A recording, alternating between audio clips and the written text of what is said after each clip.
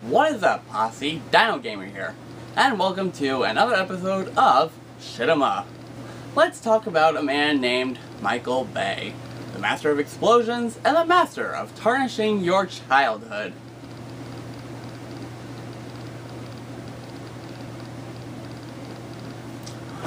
I'm getting ahead of myself. This man is known for making a lot of action films, and thus, like I said, he's known by many to be the master of explosions. Now, to give him credit, there was one film of his that I actually enjoyed, which was Armageddon. However, when the Transformers movies came out, and me being a big Transformers fan growing up, I was excited for it at first. But after seeing the movies, I started to lose all hope for Michael Bay. And then, he hit the part that was close to home. He produced the Teenage Mutant Ninja Turtles movie. And here is a DVD to prove it. This movie is bad.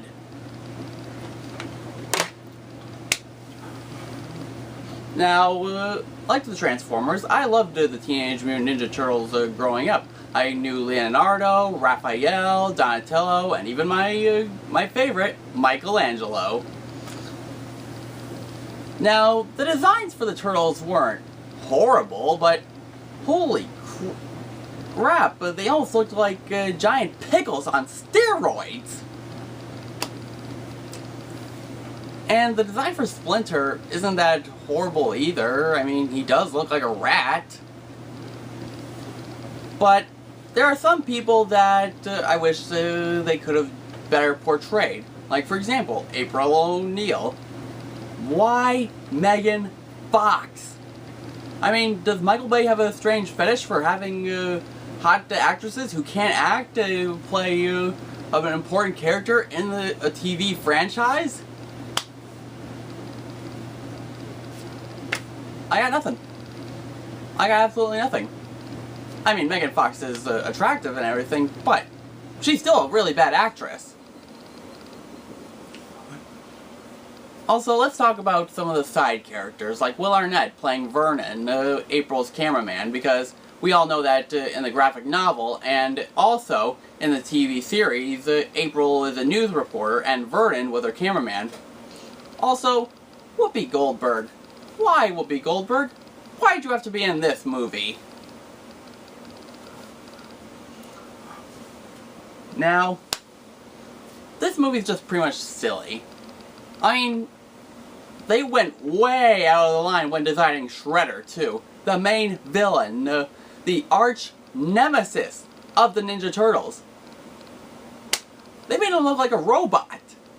So Shredder, or as other people like to call him, Shreddertron, if you get the reference then, yeah. Oh. He was just confusing, because they tried to keep him in the shadows, but I could easily see his face. I mean, they did a poor job in trying to hide him.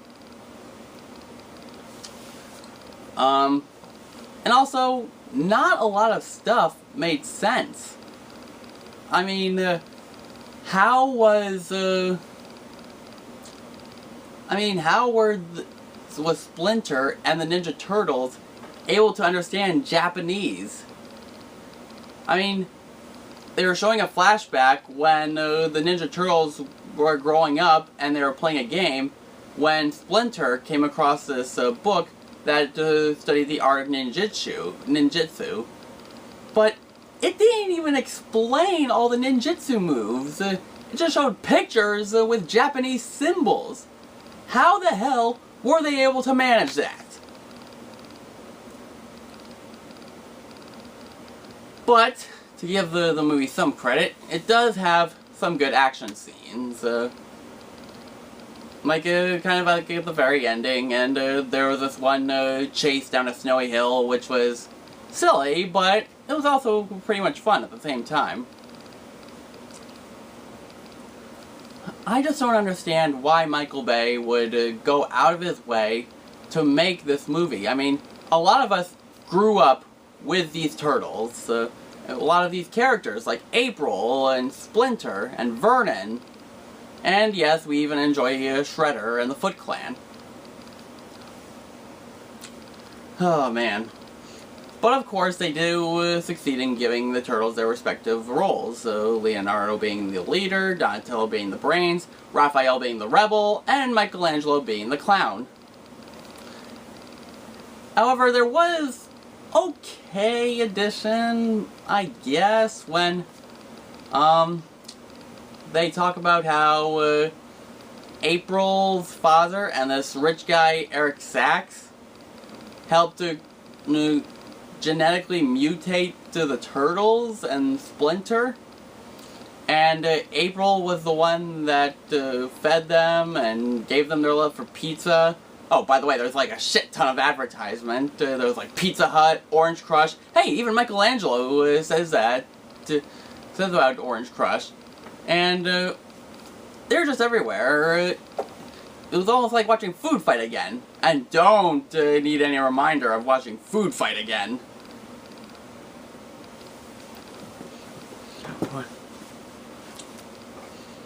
So, this movie is pretty bad, and I'm not sure if I'm even looking forward to seeing Teenage Mutant Ninja Turtles Out of the Shadows. In fact, I don't even know if I want to after watching this.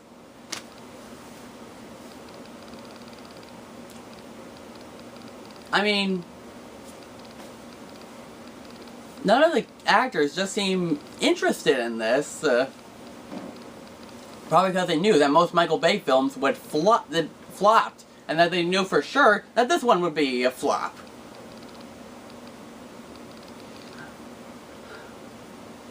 But out of all the things in this movie, there was one thing that I did enjoy. And that was near the end of the movie, near the climax of the movie. What? Sorry about that. I mean, it was a good concept. And the one scene that I actually did enjoy was near the climax of the movie, and they're all in this elevator, going up, getting ready to fight Shredder for the fate of all humanity. And they just started playing music with their weapons.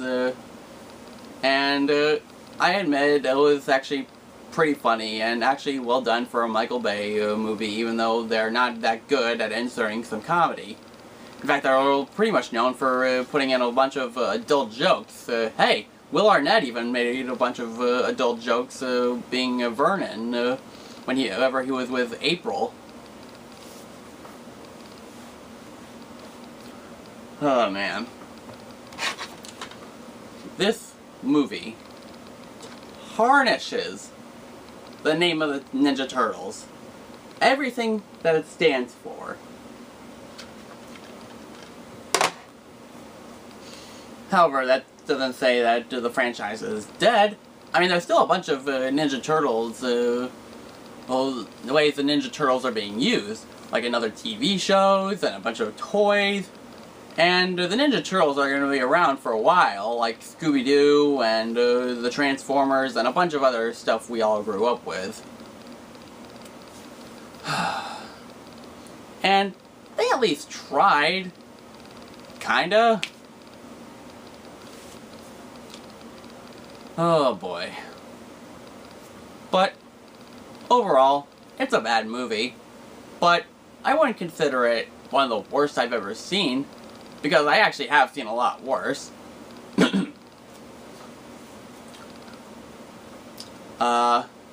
So, in other terms, just wasn't impressed with this movie at all. And I am not really looking forward to anything else Michael Bay is producing or directing. I got nothing. I have absolutely nothing. But I'm just gonna look forward to these other cinemas, sort of. So, with that being said, more cinemas will come up later on this summer, more gameplays, and a bunch of other fun, and the movie, Five Nights Until the Arrival, will be coming up soon. So,